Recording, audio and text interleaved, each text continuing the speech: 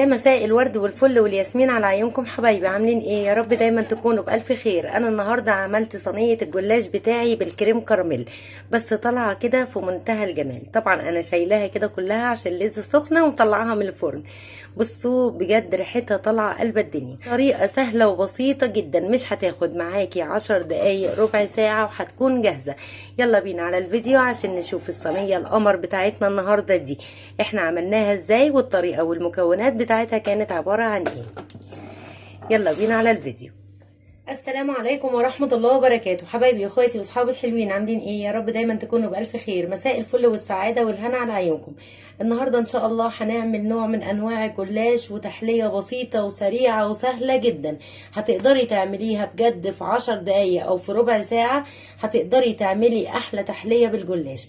تعالوا كده نسمي الله ونشوف الطريقة بتاعتي اللي انا هعمل بيها الجلاش الحلو بتاعي النهاردة عبارة عن ايه. بس قبل اي حاجة نسمي ونصلي على سيدنا محمد عليه افضل الصلاة والسلام. وما تنسيش الفيديو لو عجبك اللايك الحلو بتاعكم والاشتراك في القناة وتفعيل الجرس عشان يوصلك كل فيديوهاتي اول باول. يلا نسمي الله كده ونشوف المكونات اللي معايا عبارة عن ايه. انا عندي هنا طبعا لفة من الجلاش، دي تعتبر ايه نص كيلو. انا مش هحتاجها كلها، انا هاخد منها كمية على قد الصينية بتاعتي. وعندي هنا السمنة بتاعتي، وعندي كمان كيس من الكريم كراميل. خلاص كده تعالوا بقى نبتدي كده ونسمي الله. اول حاجه هفتح الجلاش وهبتدي ان انا اقسمه نصين. هبتدي ان انا اقسم الجلاش بتاعي كده من النص اهو. تمام كده، انا كده الجلاش عندي جاهز. تعالوا بقى ناخد معلقتين من السمنه كده ونسيحهم على النار عشان يبقى ايه سايل معايا. تمام، سمنه نباتي عادي خالص، زبده، مفيش اي مشاكل، المتاح عندك.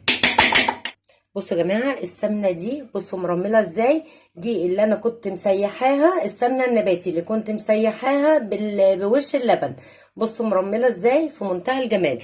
طبعا انا كل ما بتخلص بعملها، بحوش وش اللبن وبعملها بجد في منتهى الجمال. بصوا اهي من يوم ما عملتها وانا بستخدم فيها. السمنه دي دلوقتي هسيحها على النار ونرجع مع بعض تاني. حبايبي انا هنا سيحت السمنه بتاعتي. طب اول حاجه هعملها، هاخد دلوقتي البايركس بتاعي هجيبه هنا كده، وهبتدي ان انا ادهن البايركس بتاعي دهنه بسيطه كده من تحت ومن الجناب. خلاص كده، دي اول خطوه اهو.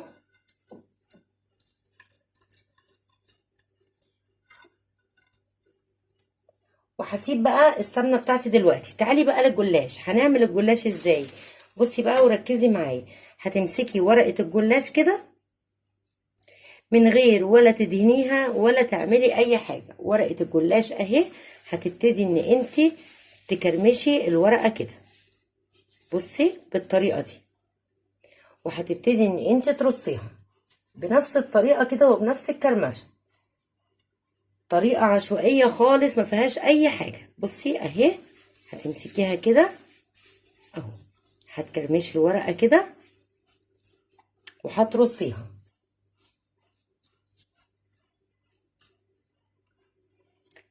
اهو كده اهو.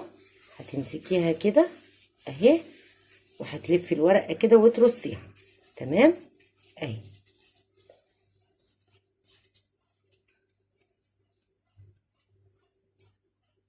اهي الورقه اهي، كرمشيها كده. شكل بصي بسيط جدا ما فيهوش اي حاجه، انا مش بعمل شكل، انا بمجرد ان انا بكرمشها كده وخلاص.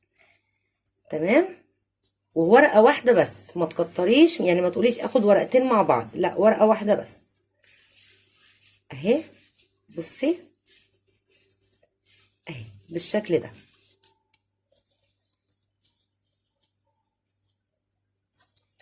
هتكرمشي كده الورقه وترصيها، مفيش اسهل ولا ابسط من كده. ولا بصي يعني مش هتاخد منك وقت، ولا بقى هترصي ولا هتورقي ولا هتدهني كل ورقه لوحدها كده، زي ما انا بعملها كده بالظبط اهو. هتمسكي الورقه اهي، هتلفيها كده اهي. بصي اهي بالشكل ده.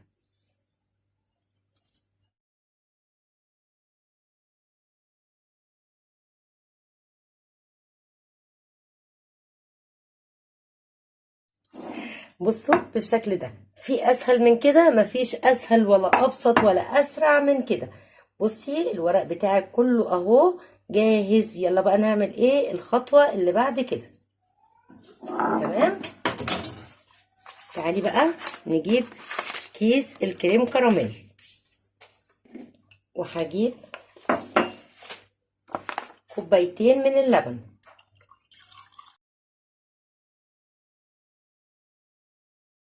هتفضي فيه كيس الكريم كراميل على البارد اهو، على البارد، ومعلقة من السكر. انا كده حطيت معلقة ودي التانية. تمام. ونقلب ده كده كله على البارد قبل ما نرفع على النار. تمام. يلا بينا بقى على البوتاجاز، طبعا بالتقليب المستمر لغايه ما يبتدي يتقل معاكي الكريم كراميل. انا مش عايزاه يبقى زي المهلبيه، لا انا عايزاه يبقى ايه كريمي كده وخفيف شويه، عشان ده اللي انا هسقي بيه الجلاش.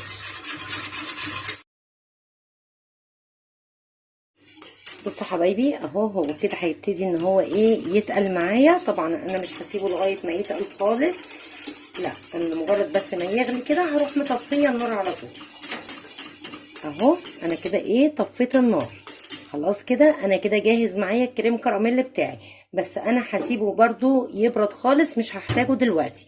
تعالوا بقى عشان ندخل الصينيه بتاعتي في الفرن. تجيبي بقى معلقتين الزبده بتوعك وتبتدي ان انتي تسقي بقى الورق بتاعك كده كله من فوق.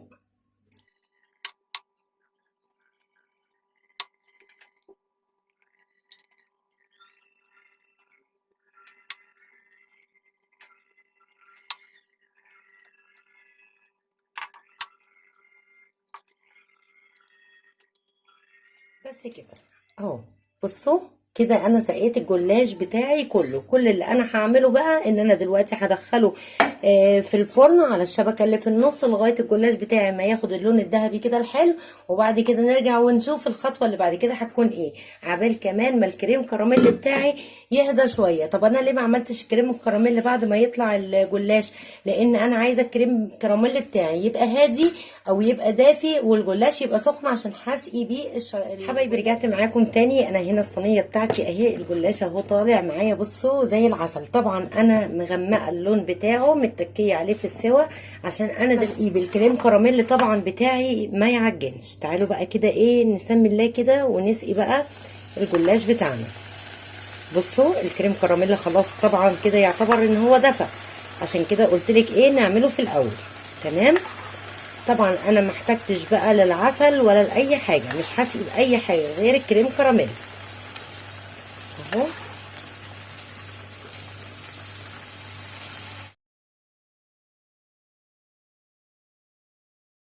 بصوا جمال، مفيش اسهل ولا ابسط من كده والله العظيم. بصوا في منتهى الجمال.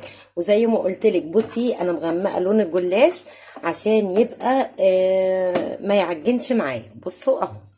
سيبه طبعا بقى يهدى 5 دقايق كده ويتشرب بالكريم كراميل بتاعي، وبعد كده نرجع ونشوف القطعه بتاعته عامله. انا هنا بقى الصينيه بتاعتي اتشربت كده ايه من الكريم كراميل كده، وبصوا مش قادره اقول لكم انا كمان مش صابره عليها. انا عندي هنا بقى حبه مكسرات كده هبتدي ان انا ارش عليها، وطبعا دي اختياري بالنسبه لك. حابه ان انت تحطي حبه، مش حابه بتحطي براحتك خالص يعني. بصوا هي لوحدها كده صراحه كفايه، والله لوحدها كده كفايه، مش محتاجه اي حاجه تانية. بس انا قلت ايه يعني، لقيت كيس عندي كده كنا جايبينه واحنا في الشارع مع رز بلبن، او كان الولاد طالبين ام علي، فلقيته كده قلت ايه احطه مش هيخسر حاجه اهو. ايه رايكم في الجمال ده؟ بصوا بجد تحفه تحفه والله اهي. بصوا بصوا الشكل بتاعها. تعالوا بقى كده نطلع كده منها ونشوف. بصوا هقول لكم على حاجه، انتوا هتلاقوا كل واحده انتوا عاملينها هتطلع زي ما هي. بصوا اهي، شفتوا؟ بصي هتطلع زي ما هي. بصي كل واحده مختصه بنفسها اهي. بصوا ومش معجنه من جوه ومورقه كده ازاي وحلوه بجد في منتهى الجمال. بصوا اهي، وشاربه بقى من الكريم كراميل. وبصوا عامله ازاي اهي. بجد تحفة تحفة والله العظيم. وبصوا بقى، محتاجناش ولا توريق ولا عشان يطلع جلاش متورق ولا اي حاجة، زي ما شفتيها كده. تعالوا كده بقى ايه، نشوف كده وندوق. بصوا انا سويتها عشان ما تعجنش معايا اهي. بصوا، بصوا مورقة ازاي، رأيكم اهي. مهم. اهي بصوا، بجد تحفة. اللي ما جربهاش هيفوتوا كتير جدا، وسهلة وبسيطة جدا، ما فيهاش اي حاجة ولا توريق ولا ورقة تعمليها ولا اي حاجة، لمجرد ان انت هتكرمشي الورق وتحطيه وتسقيه بالسمنة وتدخليه الفرن وتعملي الكريم كراميل. مش هتحتاجي لاي حاجة تانية ولا الشربات ولا اي حاجة، هي كده تحفة بجد في منتهى الجمال. اتمناكم فعلا تجربوها، سهلة وبسيطة جدا، وبصي مش هتاخد معاكي وقت. اتمنى الفيديو النهارده يعجبكم، واتمنى وصفتي النهارده في الجلاش تعجبكم، واتمنىكم فعلا تجربوها. نتقابل الفيديو الجاي على خير ان شاء الله في وصفه كده سهله وبسيطه. اسيبكم في حفظ الله ورعايته، اتمنى لكم كل الخير والسعاده والهنا وراحه البال. اقول لكم حبايبي تصبحوا على الف خير. سلام عليكم.